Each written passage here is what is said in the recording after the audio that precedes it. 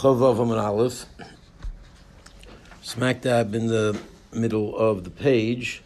Amr V'loi Shemati Mer Belazar Afil base course. So the Mishnah we had brought down different opinions as to how big could the karfeif be without prohibiting it from being able to be carried in. So he said, of course, the classic thing that we've been working with is sasayim, the two saws, 5,000 square amas concept. Okay, that does have to be squared. Doesn't have to be squared. Then the Mishnah calls it belazar, that it doesn't have to be a square; it could be rectangular. And then Rabbi Eloi says, I heard from Rabbi Elazar, even if it's a base core. And then he quotes two other halachas from Rabbi Eliezer that did not relate to this issue, but these are also the things that he heard from him. One was about the chutzner, when the person forgot to make it be part of the Eruv. What do you do? His vatos rishus. And the last one was the issue of this arkablin on Pesach. Okay, so we're now focusing on these three things that Rabbi Eloi had heard from Rabbi Elazar, one at a time. So the first thing is that the size of the karfeif could be up to a base core, which is 30 base saws, 30 saws, worth of a field that it would take a saw to plant in that area. So says the Gemara, Masis lo kechananya. Our Mishnah that has Rabbi Eloi remembering what Rabbi Elazar said and hearing and relating what Rabbi Elazar said, disagrees with Hananiah's version of what Rabbi Elazar said. Smasisin lo kechananya, the Tanya, Hananiah Eimer, afilu hi arboim saw kastrat shel melech. That even if the area is area 40 saws, which is 10 saw larger than a base core, even that is valid to be carried in as long as it was surrounded, and it does not have to be hukah fladira up to that point of 40 saw, a lot bigger than the 2 saws that we work with, generally speaking. So Amr Rav Yochanan Shnei Mikra Echad Darshu, and Rabbi Yochanan now explains that they both, this machlokes about Rabbi Elazar's shita is that 30 saws or 40 saws is really an argument as to how you interpret a pasuk. They both really look at the same pasuk and walk away with a different understanding. Shneimar, as the pasuk says, Shem Mikra Echad Darshu. They both darshan the same one pasuk. Shema v'hi Yishayo lo yotza al chotzer lo yotza ha'ir. Okay, if you look at the side, if you have the psukim on the side, so you see it's interesting, unusual, but it does happen in Navi. Not only one time, that you have a word that is in there as far as the ksiv, but when it comes to the kri, when you read a different word. So, Vayi Yishayo Yotza Chotzer Hatichona. Okay, Yishayo did not yet get to the middle part of the Chotzer with Varsham Hayilov Lamer, and that Kadosh Baruch Hu communicated with him, saying the following. Now, that word Chotzer in parentheses is really written as ear, city. So it's like seemingly we take the word ha'ir, the city, out, and we put the chotzer in. So let's see what that means. Let's see what the import of that is. So one more time, Shema v'yishayo lo yotza chotzer tichona. So the word el is taken out. Ksiv ha'ir v'krina chotzer. When you write it, and you look at the Navi, the words of the Navi, if you look at the Klaf, like we have here at Valley Torah, you'll see the word ha'ir written in there, but when you read it, you read the word chotzer.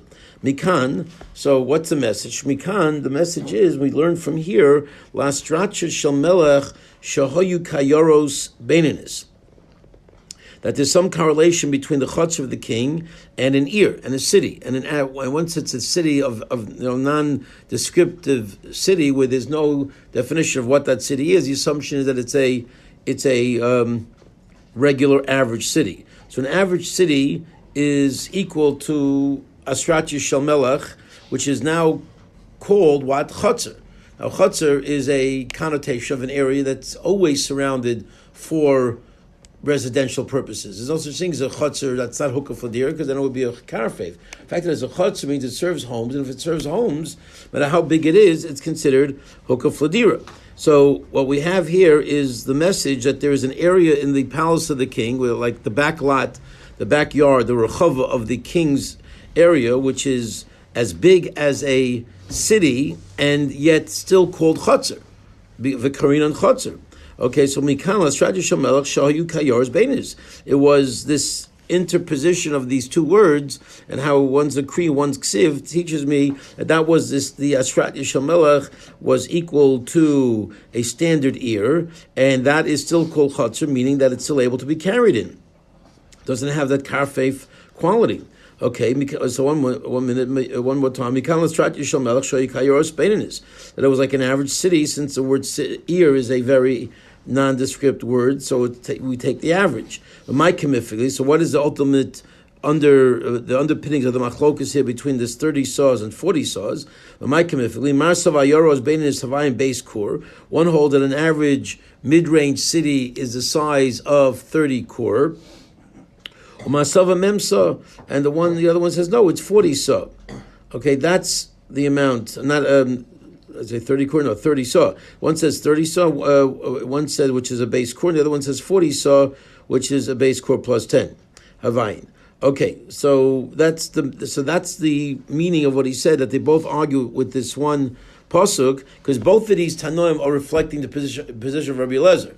Okay, even Chananya wasn't saying his own position; he was reflecting Rabbi Eliezer position. So they're arguing as to how Rabbi Eliezer interprets his pasuk to mean an average city is 30 saw, or is an average city 40 saw. Yishayo, my boy Hassam. Now, what was Yishayo exactly doing, going into the inner back area, right? That he wasn't going out. When you go out, you don't go through the back; you go through the chutzner. The fact that he was in the back of the backyard of the king, which is not really the area that you're supposed to be in on your way out. What was he doing there? So this is sort of tangential. Yeshemai boy Hasam. So Amar Rav Chana, Amar Yechon Malamid Shecholach Chizkiah.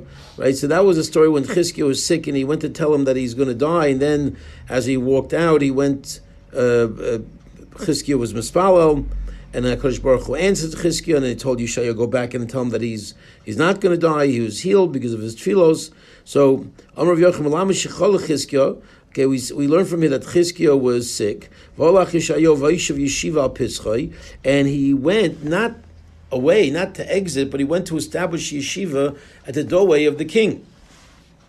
Okay, mikan, and from here you can derive when the Talmid Chacham gets sick, yeshiva pischai. That let's learn from Yeshayo that at this chus of Torah, if you have a little group of guys learning, there's no greatest chus for your Talmud Torah, and it wards off the Malach HaMavis. So we see from here, if you want to help somebody survive a sickness, just have people learning by the doorway. But at the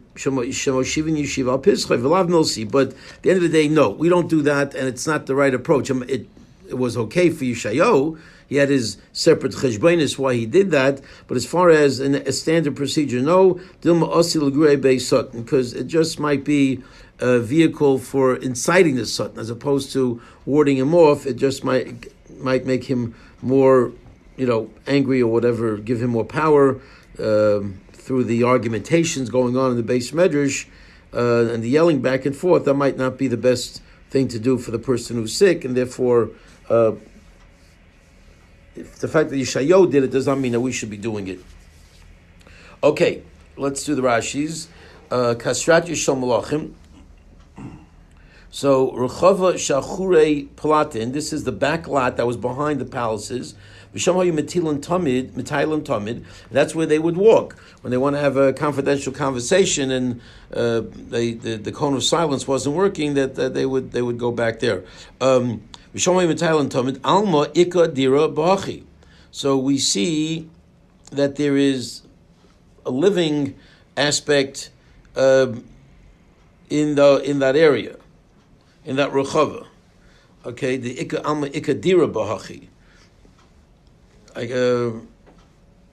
That's called living, and in other words, that's right. In other words, that size is still called a normal living area to as not require a special hookah fladira, right? So this is the additional opinion that you're allowed to carry up to Asrat Yishol Malachim, and that even there, which is again either 30 or 40 saws, that's the area that you're allowed to carry. We only hold 2 saws, so we don't hold this way, but that's the opinion of Rabbi Elazar and of Chananya in terms of arguing, what the size is. Ushneim, Rabbi Lo and Chananya, and both these Tanoim, Rabbi Lo and Chananya, argue about the pshat of a certain pasuk, and it's the same pasuk that they're arguing about. Hatichayna. So Yeshayahu walked out to the mid-range, mid-area back lot. Achrei Platon Shechizkiyo, behind the palace of Chizkiyo, the Ichotzer Shalfnei Batim Havoi. Okay, because if it was the chotzer in front of the houses, which would have been his exit, and he walks through the courtyard, he says, you wouldn't have called it a tichona, which is sort of the inner one and the middle one. That's sort of like it sounds like an inner chamber. It would have been called the outer one. Okay, even if it would be as big as a city, who cares? It would still be called a chotzer. Okay, and that particular rechava, which was the back lot, was not surrounded for dira because you didn't really live there, and yet it's called an ear, for, meaning that even though you're not really specifically surrounding for the sake of a dira, it has a status of a livable area that does not require a new fixing up. It's still part of normal areas that you can carry in without any special, considerations. Again, this is way bigger than what we are used to in terms of the 2 saws of the karfev. He says that karfev can be up to 30 or 40 saws, these 2 madiyomrim.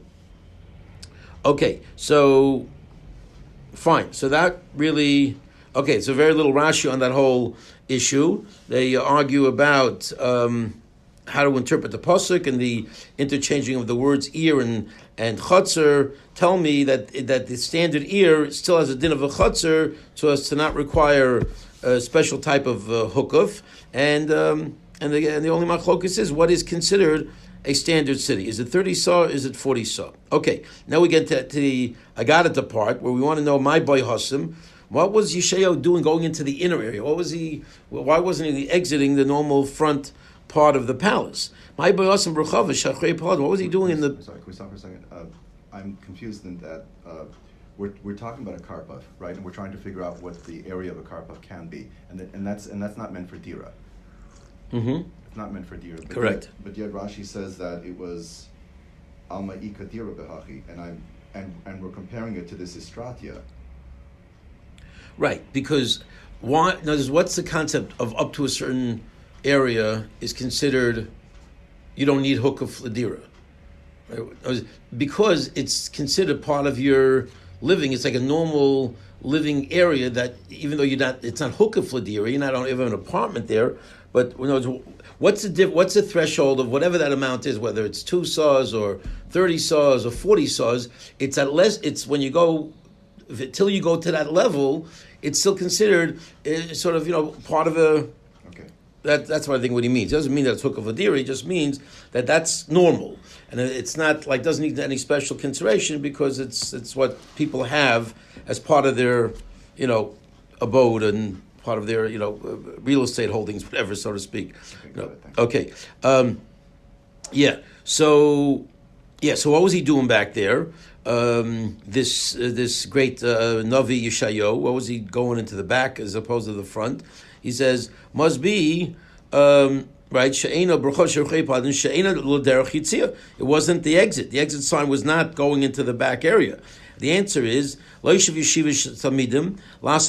to set up a small yeshiva to be involved in Talmud Torah, al pischai at the opening, okay, and I guess you weren't going to put the yeshiva guys in the front where everybody's walking into the palace. You put them in the back where they're nice and quiet and out of the way, and no one's disturbing them, and they're not disturbing anybody. Because by setting up a group of guys learning Torah, that's going to ward off the Malach HaMavis. Like we had by David HaMelech. When you're learning Torah, Malach HaMavis can't get in.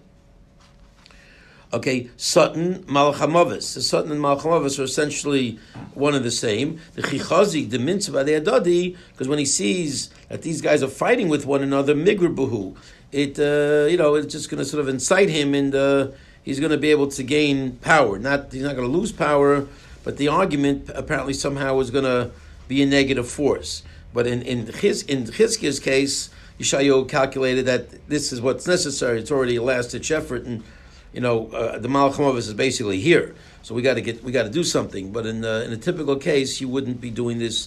You're not going to start bringing yeshiva guys to the ICU units, because it's apparently not a good idea. Okay, just want to check what that Gimel is. Gimel Karashi, the Migru Bahadei. Okay, instead of Bahadodi, the Chichaz Minsu with him. Either they're going to see that the guys are fighting with each other, and that's going to get the Sutton going, or they're going to argue with him. I guess maybe, I don't know, Chizkiah will join the fray, and then maybe he'll get involved with the argumentation, and that they'll be yelling at him and back and forth, and that's not pshat. And I don't know. But apparently the arguments don't, even though it's b'chamta shel Torah, so you think what's wrong with yelling at each other? You're arguing about Torah, but I don't know. Interesting. Exactly what the point over here is. It just doesn't seem like it's a favorable condition to ward off the Malach HaMavis. Okay, fine. V'chein shemati. Okay, so now we're up to the next halacha that Rabbi Eloi quoted from Rabbi Eliezer. So you heard one thing, then you heard another thing. V'chein shemati heimenu anshe chotzer sheshachach echad v'lirev beisa oser. Right. So if one Yokomar forgot to join in the Eruvin Chatzeros, okay, his house is aser, and basically, what's the language? Language is the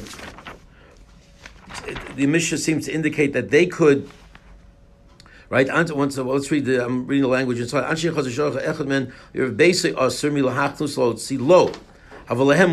this avalehem mutter is critical. So in other words, he can't carry out because he was mevatel his rishus to everybody else, but they can carry.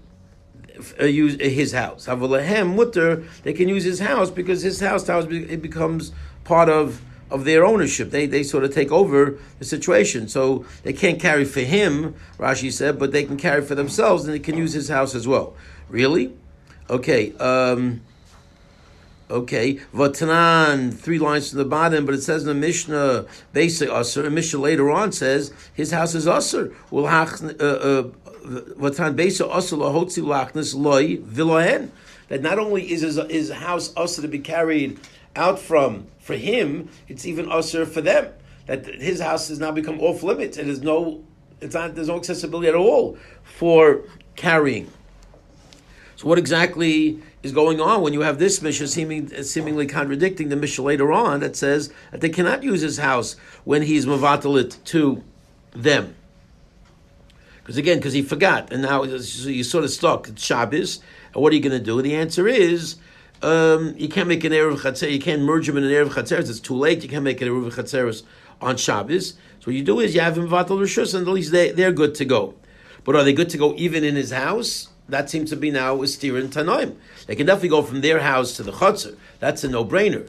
And from the Chotzer to their houses. But can they go from this guy's house to the Chotzer and vice versa? That seems to be the controversy. So what's going on? So Rav Huna, Rav Yeshua, Rav Sheshes, Okasha, as we turn the page, it's not a problem. Easy resolution. What do you got to do to resolve it? Horabloz of Rabbanon. It's Machlokes Tanoim. And by making a Machlokes Tanoim, it's all good. It's all good. The Rabbanon are the ones later on who say you cannot carry from his house. Nobody can, and the Rebbe Elazar says in our Mishnah you can. Okay, let's catch up on the Rashis here. We got this big Rashi. Okay, Anshe Chotzer Sheshachach Echad Mehen Vadam Asisan B'Shabita Lehen Rishuso Shahayilo B'Chotzer Mayri. Certainly, our Mishnah is certainly dealing with a case where he nullified his rishus, okay, that he had in the Chotzer, on Shabbos for the sake of the other guys, and therefore he's no longer like an owner over here. That's clearly what the Mishnah is talking about. Can he do that on Shabbos? Yeah, to sort of nullify and back away from his ownership. Yes, So you can change the state of the chutzner. In other words, who's participating in it on Shabbos. I mean, before Shabbos, he was a partner. Now, during Shabbos, he cannot become a partner. I mean, yeah, I guess yes. To make something hefker, you can't make an acquisition, but to sort of nullify. You're nullifying your owner. It's not hefker though. The other people still own it. Yeah, okay. I mean, but You're no longer a partner. Okay, but I guess somehow they take over. They sort of their ownership spreads over to his area. Let's see, or not. But let's see. But so one more time. Let's do that. Let's start.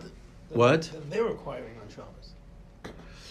Yeah, but it's more mamela. I guess it's, in other words, it's sort of like Michael's saying. If once he nullifies his rishus, I guess their domain. They definitely have access to the chutzner, right? So now they have access. The whole chutzner. Everybody has access to the whole chutzner. Right. So when he's nullifying his rishus, he no longer prohibits them from going into the chutzner because there's no other ownership here that they have to contend with, right? Because if he didn't join the chutzner, his ownership is what limits the carrying, right? That's the problem. The problem is that if you don't have everybody merging, nobody can carry in this chutzner because how can I go out to that chutzner when there's somebody who has an ownership in the chutzner that's separate from me? So the Eruv merges everybody, but this guy wasn't part of the Eruv. So by him backing away from his property, he now is sort of, in a sense, allowed you to be the universal owners of this chutzner and of the house as well. The house is the one that's going to be a little bit, controversial. That's going to be the issue between Rabbi Elazar and the Chachamim. So let's not allowing you to carry from the chutzner to his house. Well, that's the whole point here. You can't do that. The Mishnah later on doesn't. The Mishnah, our Mishnah in our parak does. It says it's mutter they can carry that they can carry for themselves. They just can't carry for him. But if they want to get something, if they want to get a Mishpacha magazine from his house and bring it out to the chutzner, they can do that according to Rabbi Elazar. So that's exactly the theory that we asked. What's going on? So let's see. Rashi's going to give us the background here. So one more time from the top. Certainly our Mishnah, because our Mishnah doesn't really say anything about him nullifying the Rishus, but Rashi's saying it's got to be that's the case. That's definitely what happened here in order to understand what's going on here. That's what we're talking about, that he was Vavat of the Rishus that he had in his chutzner. The loy batal af b'chutzner, because if he did not nullify his ownership even in the chutzner, assume exactly what I just said, that they couldn't carry even from their own houses out to the chutzner. Shabbatim l'chol echad v'echad hein, because each one has their own house. V'chutzner rishus kulon, and the chutzner becomes rishus of each one. V'chelka asher aleim, and that. The Yokomayu who didn't make who basically missed the boat, his connection to the chutzner is going to prevent anybody else from going out to the chutzner because it's a merged rishus from a singularly owned rishus, which is a house.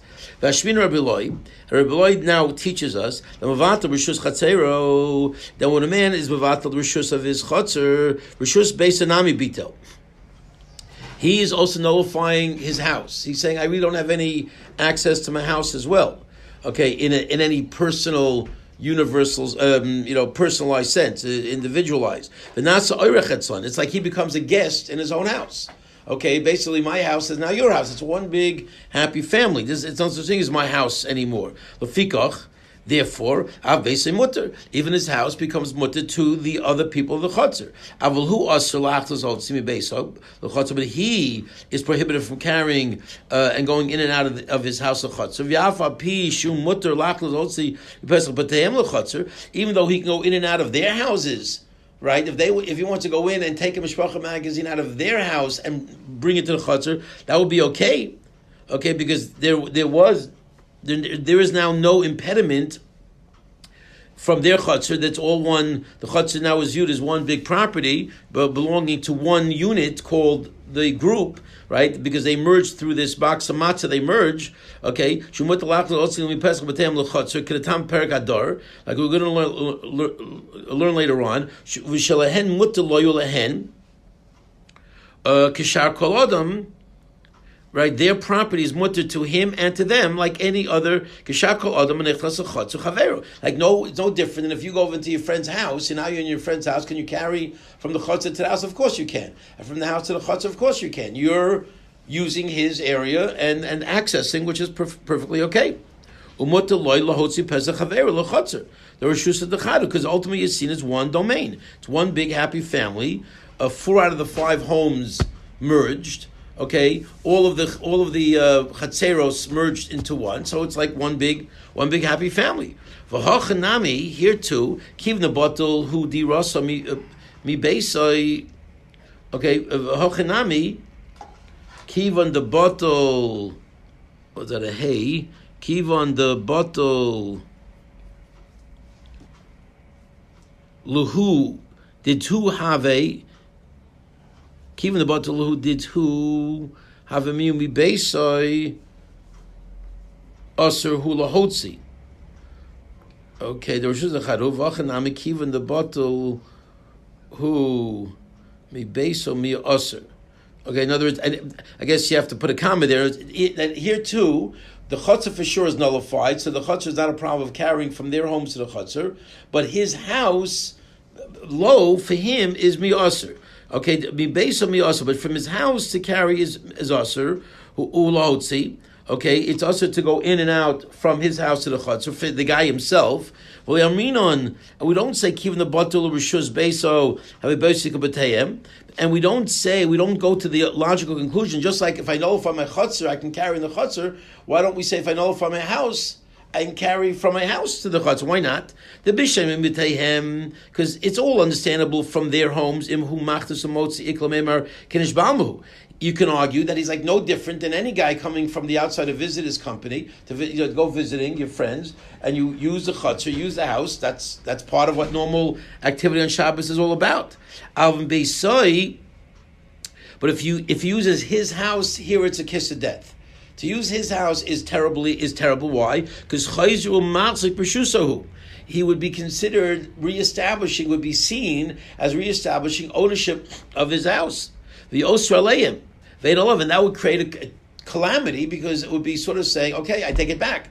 I was vatam my rishus, now I'm reacquiring my rishus, right? So you're right. It wasn't like mamash hefker. It isn't like if I met mamash hefker, I'd have to make a new kinyan. It's just like some kind of bittul where I can easily take it back. And if the minute I start using my house, it's like I reacquire. It's like I'm being machzik again in my rishus, unless maybe it is like a new reacquiring, whatever the lumdus is, and that would wreak havoc here because we need you to not be an owner here. The minute you're an owner here, you're messing everybody up, and they can't even carry any more from their chutzah to the house. So the chutzah wouldn't show us anything. If we allow to carry from their homes to the chutzah, that doesn't show us any new change of status after the bittul. But if they see that you, the Yokomeyer, is now carrying from your house to the chutzah, that sounds like, oh my gosh, here he is. He's showing ownership again. He's staking claim to his property. Like we learn in a parak later on, if a person gave his rishus over to others and then he carries, that's it. When you do it accidentally, you do it intentionally, it creates a problem and reinstitutes the prohibition of them being able to carry in this chutzner. So this is the difference between his house and the chutzner, and that's why the Mishnah says clearly in our Mishnah that even though they can carry from his house, he can't. But now we have a Mishnah later on that says nobody can carry from his house. Let's see. Next Rashi. Carry in his house? That's a Rishus Yachid. Anybody can carry in a Rishus Yachid. But he's given up. But if I go to your house, I can carry in your house. I don't have any rights, but it's joint area. Just pass the tissues. It's a joint area, so it's not I mean, it's He doesn't need to own it. It's an area inside. it's seen as one domain, and it's not a problem. That would be okay. Yeah, I think. I don't see any problem with that. Now, Vatanan, 3 lines to the bottom. The Kalam Perakadar, basically, Asolaklis, Otsi, Lo Ulahen. But the Mishnah says that they cannot carry in from the chutzner to the house of the house of the chutzner. Ramin Hasam Beisahud Asolahem, Hachatzer Sharia, Otsi mi Batehem, Lochatzer Sherishuso Sholebo. Okay, and there we say that his house is usher for everybody, but his chutzner would be mutter to take things out of their homes and bring it to the chutzner and bring it to the chutzner. Shirsusa sholed ba. Okay. Shirsuso sholed ba. His rishus has dominion there. I'm not sure what Rashi is trying to say with these words. Seems like it's a quote from the Gemara later on. So heichidami. So what is that case? Okay, in other words, so we know that we see what the Mishnah holds later on. The Mishnah holds later on that everyone could use the area of the chutzner and their homes interchangeably. That's all fine, but his house to the chutzner is off limits for everybody. So what exactly happened here? Heichidami. What was the case? If he did not nullify his chutzner, amai shari. Why is it mutter? Then everybody should be usher. And the Gemara later on establishes the case to be Shabita Rishus Chatzero, Vobita Rishus Beisai, where the case is he nullified his Chatzer, which allowed everybody now to view the Chatzer as one area, joined by one big box of matzah that makes everybody one, but he never gave over his house, which means that his house is now off limits to everybody. Kesavar, and this Tana happens to hold that just because you've nullified your chutzner, you don't nullify necessarily your house. Lefikach, therefore, chutzner kula shalahen the chutzner is completely belonging to all of them, and his house is uniquely his. And whenever you have disparate ownerships, that's where you get into trouble, and that's where you cannot carry. So, to prohibit everybody from going into this guy's house and taking anything out or from bringing anything in. Okay, so that's the Mishnah later on. So we have a clear head-on collision between the two Mishnayos. Is it mutter for them to use his house and carry back and forth, or is it not permissible? Our Mishnah, our parish says yes, they can. The Mishnah later on says no. So how do you reconcile it? The answer is Masnison Rabbi Lezer. The Mishnah here is Rabbi Lezer Kedama Rabbi Loi Shamati Rabbi Lezer, and the Mishnah later on is Rabbanon. Okay, so that's a basic structure of the answer, but now we're going to dive a little deeper into what's going on here. And what's that mean? Let's continue. If you really want to analyze the words of Rabbi Eliezer, okay, that if you nullify the rishus of your chutzner, you're also nullifying the domain of your house. That's part of the nullification. And Rabbanon, and according to the rabbis, that just because you nullify the rishus of your house, you've not nullified, of your chutzner, does not mean you've nullified the rishus of your house, which is exactly what Rashi told us as part of the earlier step of this Gemara. That's sort of what the Gemara was saying when the Gemara answered, this is Rabbi Elazar, this is Rabbanon. If I had a little bit of ability to understand the Gemara, if I knew a little bit of Eruvin, I'd be able to figure that out. So which, the statement now, when you analyze it, what do you mean when you analyze it? I don't need to be a big chacham to figure that out. Rashi was talking to 8th graders and also, telling that's the pshat. So that's what I can figure out. So what do you sound like you're giving me some new insight here? Pshita, says the Gemara. Okay, it's pashut what you're saying. So what exactly is the new Tim Salaima? When you really analyze this, you'll discover this. What do you mean I'll discover? This is what was obvious. So let's catch up on these two Rashis here that we didn't do yet. Rishus Beisai Bitel, second Rashi on the page. V'yafagav loy pirish behedya, even though he did not explicitly state so, Rishus Beiso, even though he did not say explicitly that I'm nullifying the domain of my home, that's all included. Because clearly our Mishnah is talking about a case where there was no explicit statement. The Pirish, because if there was an explicit statement, lo motzlam ema Rabbi, okay, Rabbi would never say Bikashi lichaver I tried to find support from my friends that this is what Rabbi Elazar had said. Okay, what do you mean you couldn't find anybody? You couldn't find the support if a guy says Beferish, I'm mevatel my house. No one would agree that he's mevatel his house. In that case, for sure, everyone would admit that his house becomes nullified. So clearly, the case is that you were not explicit, and if you're not explicit, it's obvious that the Rabbanan hold your house does not go along for the ride. And Rabbanan holds your house does go along for the ride when you make a general bittul. Okay, I'm nullifying my property, but you didn't say what. So one says this is how we see it. The other one says no, that's how we see it. Versus pshita debachi pligi. It's obvious that this is what they argue about. What's Rav Sheshes saying that you need special, acuity and analytical abilities to figure this out? What's he saying? So to which the Gemara says, I'll tell you what he's saying. He's saying something indeed profound. What's that? So Amar Ruchava, back to the Gemara. He says, Amar Ruchava, Anov Ravuna Bar Chinina Targima. Okay, I and Ravuna Bar Chinina will explain Rav Sheshes to be referring to this point. The point of Rav Sheshes is referring specifically to a case where you have 5 guys who are in one chutzner. And one of them forgot and did not make an Erev. So the same Yaakov Meyer shows up here in this case. According to Rabbi Elazar, who says when you vatal rishus, ain't tzarich vatal l'chol echad v'echad. There's no need to vatal the rishus to each and every person. Does he have to say Yankel, Beryl, Shmerel, and Ruvain, I'm a vatal my rishus to all of you, or is it just good enough to say I'm a vatal it in general? So he's saying when you dig deeper, you see that there's a halachic nafkamina that comes out of this simple understanding that there's a deeper underlying issue coming up here, and that is okay. There's no need to vatal to each and every individual.